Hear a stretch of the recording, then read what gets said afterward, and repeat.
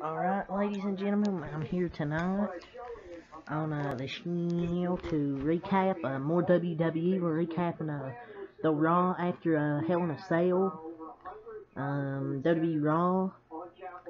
A bunch of random shit happened on this show tonight, especially at the start. Well, after the first segment, yeah, Cody Rhodes came out. Addressed his injury. He's pretty much going to be gone because they rid him off TV. Seth Rollins attacked him at the beginning. He came out, had some good words for Cody Rhodes. They shook hands. He said some words into his ears. Cody Rhodes goes back up on the ramp and then on the stage, and then he gets hit. They hit Seth Rollins in with a sledgehammer.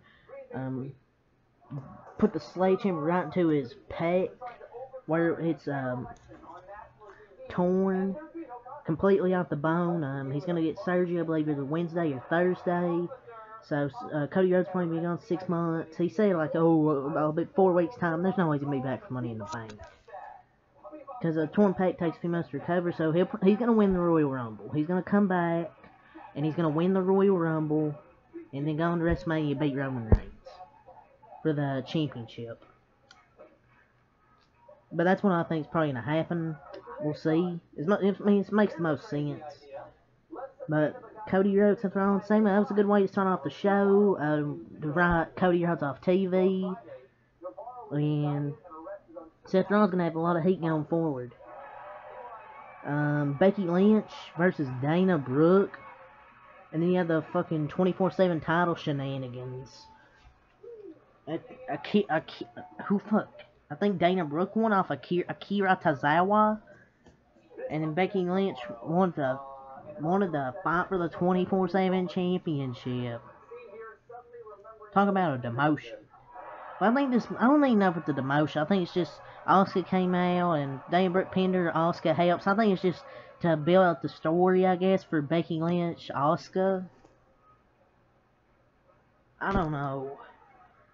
And then 24/7 title shenanigans. Fuck that shit. You're gonna miss TV segment with Riddle. This was funny. Riddle came out, I think, speaking French or something. I don't fucking know. And then I think he said something like Miz had tiny balls. And then Maurice said he has average balls, above average balls, great balls, big balls. It's not PG. This ain't no fucking PG show. You might as well just get rid of the fucking PG shit. I'm sorry. And the crowd, and the Miz said, I don't have tiny balls. And Riddle said, prove it, prove it. And the crowd started chanting.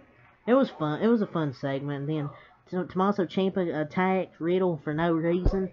They have nothing to do with Ciampa. Just wasting what's left of Tommaso Ciampa and the WWE on the main roster, just attacking people for no reason.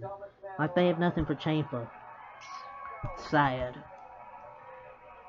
But the creative team doesn't know what they're doing. Bruce, Mr. John Laurinaitis, people power! Bruce! And you got Vince back there, Kevin Dunn, dear Lord. They have no idea what they are gonna do.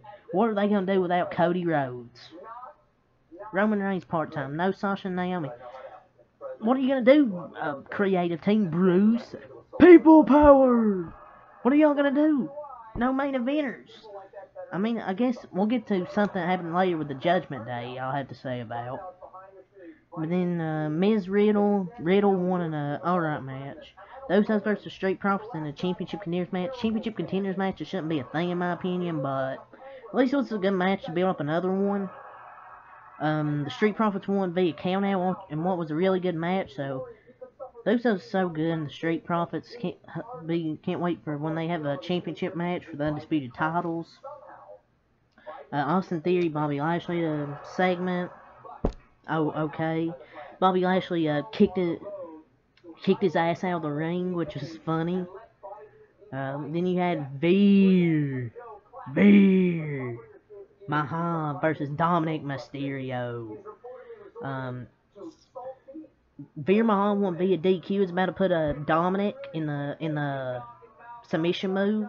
Rey Mysterio attacked Veer Mahan, and yeah, hopefully this feud ends soon, please. Then you had the Judgment Day.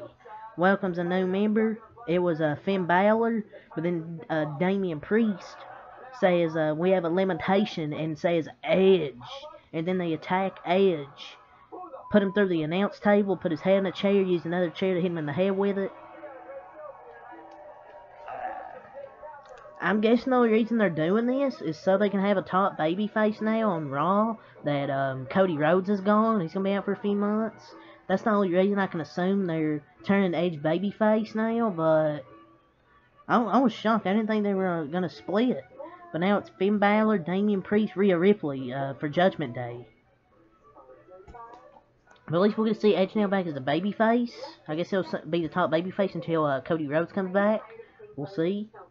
And then almost beat Cedric Alexander in like a 5 or 6 second match. Or should I say Cedric Future and Evers.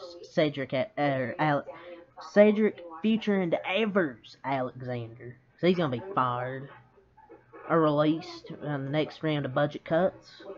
You had Ziggler and Roode come out there on the stage with Kevin, I don't fucking know his name. And then MVP and almost came there. Oh, don't get these clowns a spotlight. And Cody and Ziggler hits him with a super kick. Who the fuck writes this shit, man? What the fuck is the point of Ziggler and Roode coming out there for? Who the fuck writes this shit? Otis versus Ezekiel. Ezekiel wanting to roll up Elias, but the younger Ezekiel, the younger brother of Elias. This was good for like a week or two, but now it's fucking boring. And then Owens Ezekiel came out. Owens Ezekiel asked for a rematch, and Kevin Owens said yes under one condition: if you admit to the world you're Elias. He said I'm Elias, but he lied. He's Ezekiel. Who the fuck writes this shit, man? Oh. And then you had a 6-woman match to see who'll face Bianca Belair at Money in the Bank for the Raw Women's title. You had Liv Morgan out there, Alexa Bliss, Doudrop, Rhea Ripley. I think there's 2 others. I don't know. And Rhea Ripley won, which was obvious. You couldn't have her lose after what happened earlier in the show with the Judgment Day. You had to have Rhea Ripley win this match. So, makes sense. I'm not upset with it, so there should be a good match, though. But, yeah, that's all that happened on Raw. I'll give it a 7 out of 10. The main event the opening segment was pretty good. The Usos, Street Profits match was really good. The Judgment Day stuff was excellent. And then the main event was pretty good. Those 4 things were the main things that really stood out to me. The rest of the show was kind of mid. Miss TV segment was fun. Or should I say mid TV? But it was a good show. Those 4 things were pretty good. So, yeah. Until next time, Alpha. Peace.